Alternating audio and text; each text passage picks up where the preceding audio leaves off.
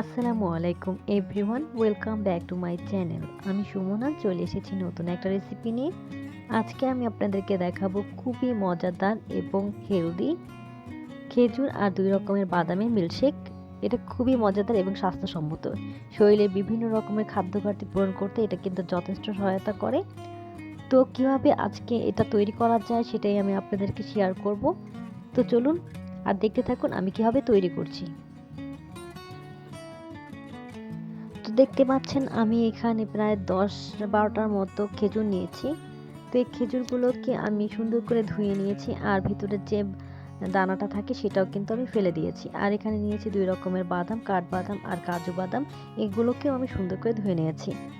তো এখন আমি চলে যাচ্ছি পরবর্তী স্টেপে। আমি চুলায় একটা সসপ্যান বসিয়ে নিয়েছি। এর মধ্যে দিয়ে দিচ্ছি 2 কাপ তরল দুধ।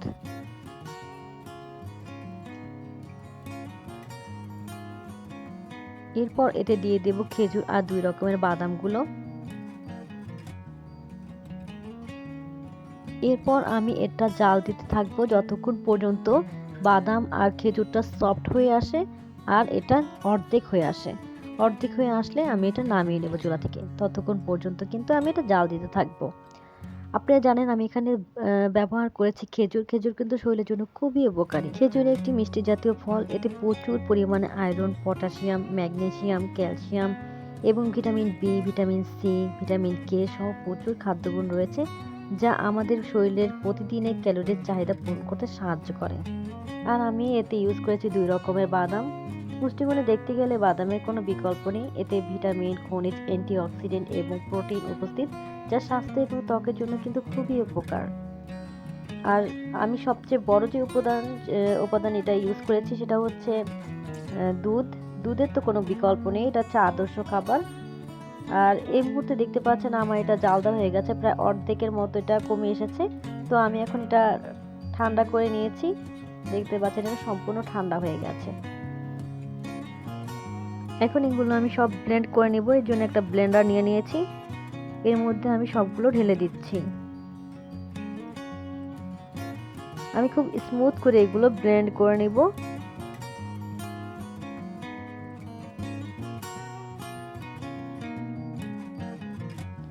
এখন আমি একটা গ্লাস নিয়ে নিয়েছি। এর মধ্যে দিয়ে দিচ্ছি কিছু বরফ কুচি। এরপর খেজুর আর বাদামের জুসটাও আমি এর মধ্যে ঢেলে দিচ্ছি। তো দেখতে পাচ্ছেন আমার এটা তৈরি হয়ে গেছে। এখন এটা গার্নিশ করার জন্য আমি উপরে দিয়ে দিচ্ছি সামান্য একটু খেজুর, যেটা আমি কুচি করে চিকন করে কেটে রেখেছিলাম, সেটা দিয়ে দিচ্ছি। আর দিয়ে দিচ্ছি কিছু বাদাম কুচি। তারপর আবার উপরে দিয়ে দিচ্ছি একটু খেজুর। এরপর আমি এর ভিতরে দিয়ে দেব কনডেন্স মিল্ক। এটা অপশনাল, আপনারা চাইলে দিতে পারেন অথবা স্কিপও করতে পারেন। আমি সৌন্দর্যের জন্য একটু দিয়ে দিচ্ছি। তারপর দিয়ে দিচ্ছি সামান্য একটু মধু।